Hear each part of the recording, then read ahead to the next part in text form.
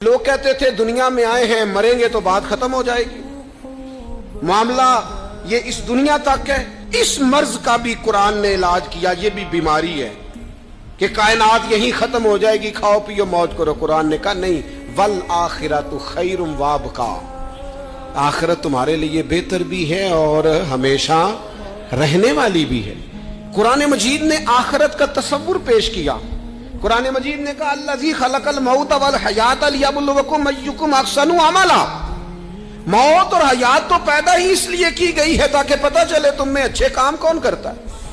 ایک نظریہ دیا قرآن پاک نے, سوچ دی, جینے کا ڈھب اور سلیقہ دیا. مالک ہم کیوں آئے ہیں دنیا میں؟ فرمایا میرے بندے ہو, میں نے بنایا ہے, میں نے تمہیں بنایا ہے, بڑا سونا بنایا. لقد خلقنا الانسان فی احسن تقویم. مالک تو نے کس لیے بنایا؟ تو قرآن اس بیماری سے بھی شفا دیتا ہے. فرمایا وما خلقت الجن والانس الا لیعبدون.